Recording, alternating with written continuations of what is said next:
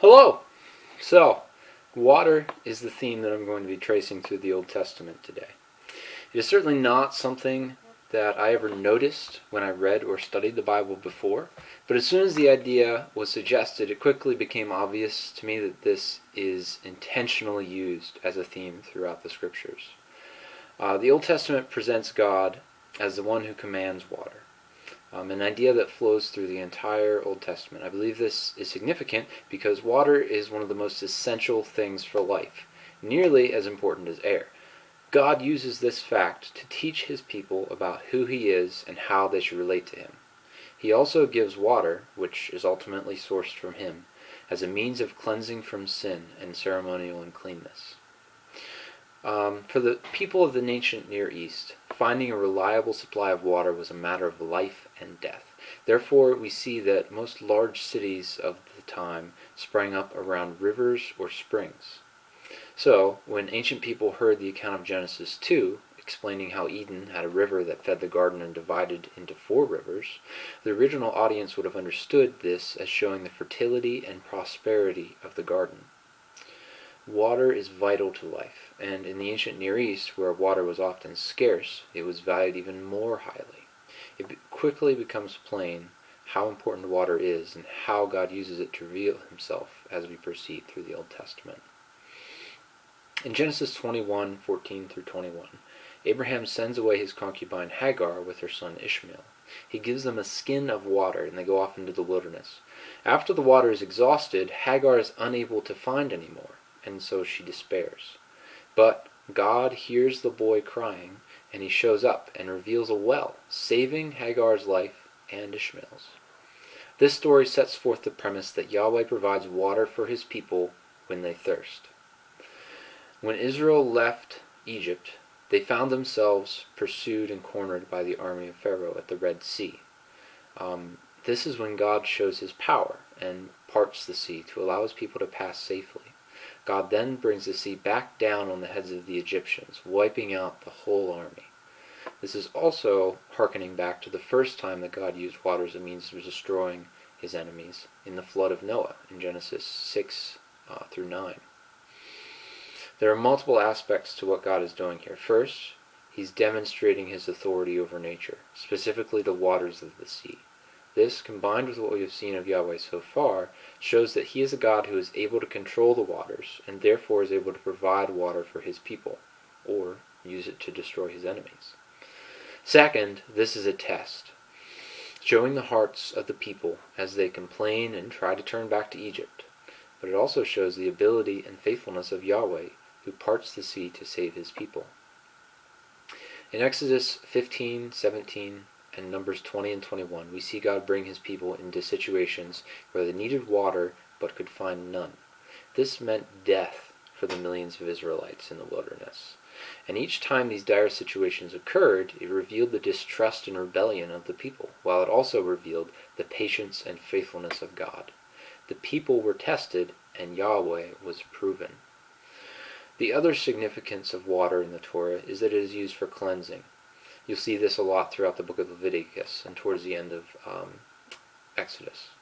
Many rituals for worship required water for cleansing. This may not arouse attention, but consider the situation in which these commands were given. The people were in a desert where water was scarce, and Yahweh asked them to use their precious resource to wash people and objects. Probably not a high priority for most of the people at the time. This would have probably been seen as a tremendous waste of resources, but God asked them to do it in trust of him. So, cleansing required trust that God would provide the water needed. The prophets, as we move into the prophets, you see this theme continue, developing further in some ways. We see that God's control of water is used again and again, repeating the aspects of the theme we saw earlier and developing it in important ways. At the very start of the prophets, Joshua and the people of Israel see God demonstrate his control over the waters as they cross the Jordan into the promised land. God caused the waters of the Jordan to stop flowing so that the people could cross on dry ground. In Judges 7, we see God testing Gideon as he thins Gideon's army down from 30,000 men to just 300 men, as a way of proving his power to deliver his people while challenging the trust of Gideon and the trust of Israel. Then, in Judges 15, Samson faces a great battle and afterwards cries out to God because he is dying of thirst.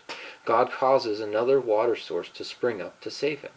So this theme continues into the prophets, showing God's control of the waters, how water is part of his testing his people while proving himself, and how God miraculously provides water for his people when needed. In the book of 1 Kings, chapter 17, Elijah predicts a drought on the whole land because of Ahab's wicked reign in Israel. This is in accordance with the words of Deuteronomy 11, where God promised that he would give rain in its season if the people obeyed him, but would withhold it if they strayed from his words. So here in 1 Kings, Elijah is carrying out the words of Yahweh in discipline for his sinful people. God demonstrates that he is the one in control of his people's welfare, physically showing the spiritual reality that apart from him, they will shrivel and die. In Isaiah 12:3, we see God's salvation figuratively referred to as wells. It says, "With joy you will draw water from the wells of salvation." And then in Ezekiel 47, when Ezekiel receives a vision of a future temple, he also sees a stream flowing from under the eastern threshold of the temple. This stream eventually becomes a river and flows into the Dead Sea, giving life to everything it touches. The image is also presented in Joel and in Zechariah. It clearly demonstrates that God will one day provide an endless source of life and prosperity for his people, making more explicit the purposes of his former interactions with Israel in the desert. This is furthered by connecting the idea of providing water with God providing his Spirit for his people. Isaiah 44:3 says, "For I will pour water on the thirsty land, and streams on the dry ground. I will pour my Spirit upon your offspring, and my blessing on your descendants." So this connects God's providing life-sustaining water with providing his Spirit. The idea that washing is part of cleansing also shows up in the prophets in the story of Naaman, washing in the Jordan to be cleansed and healed of leprosy. And it also is in Isaiah, used to speak of being cleansed of sin. It says in Isaiah 1:16, "Wash yourselves, make yourselves clean, remove the evil of your deeds from before my eyes, cease to do evil." As we move into the writings, we see the writings continue to speak of Yahweh as the one who controls the waters. Job cites God as the source of water that causes crops to grow. And he comments on how God can cause drought or flood at his pleasure to punish or discipline people. In Job 28:25-26, he also makes a comment that it was God who apportioned the waters by measure and made a decree for the rain, which is also echoed in Proverbs 8:29, where it speaks of how God assigned limits to the sea. This shows how God is the one in control of the water, a primary source of life and prosperity. He uses this to train and discipline his people.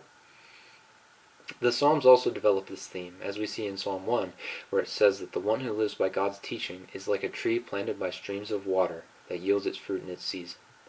While the Torah uses water as a physical object lesson to help point to Yahweh as the provider of life, the Psalms carry the idea further, to more explicitly teach to the hearers that Yahweh is himself really the source of life.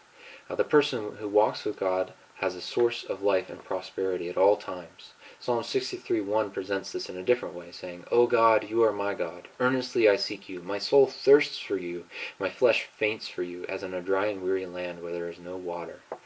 Now God is portrayed as a source of life, just like water. The psalmist seeks God as a person dying of thirst would seek a spring in the desert. This, I think, is getting at the real purpose of God's object lessons in the wilderness with Israel. He is their source of life. The idea of ritual washing is also continued in the writings, where Job references washing as connected with innocence, and David speaks of being washed from his sin after the incident with Bathsheba. Proverbs also speaks about people who are clean in their own eyes but are not washed of their filth. Washing is clearly connected with sin as a means of cleansing. And David is actually, if you look at Psalm 51, verse 2, it says David is actually asking God to wash him and cleanse him from his sin. This makes clear the point that it is ultimately Yahweh who cleanses, and ritual washings are only meant to point to this spiritual reality. The theme of water is presented throughout the entire Old Testament as a major illustration of God's power and purpose in the lives of men. Water is from God and under his control. He can give it anywhere and any time he pleases, but he can also withhold it. This very clearly demonstrates how dependent God's people are on their Lord for survival and prosperity. This fact is also meant to show God's people that He Himself is their source of life.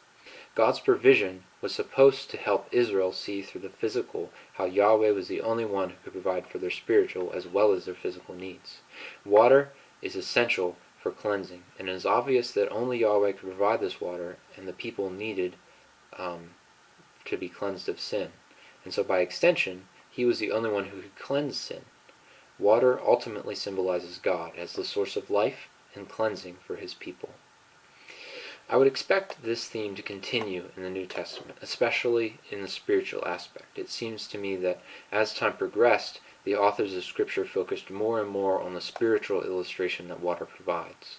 So the New Testament would probably continue that idea and use it even more frequently than the Old. I think we also see God's control of waters referenced in some way, whether by His giving rain or withholding it, perhaps by His control of rivers or seas as well. I think that would be expected in the New Testament. I would also expect there to be reference to washing to be cleansed of sin. This is used heavily in the Old Testament, especially in the sacrificial system, and the New Testament likely continues to speak of sin as something that needs to be washed away, and likely by God Himself, based on how David develops the idea. The Old Testament uses water as part of the predictions of a future time when God would provide for all His people's spiritual and physical needs. So the New Testament should reveal some of how God provides this. He provides His Spirit for His people to give them spiritual life just as He gives water for physical life.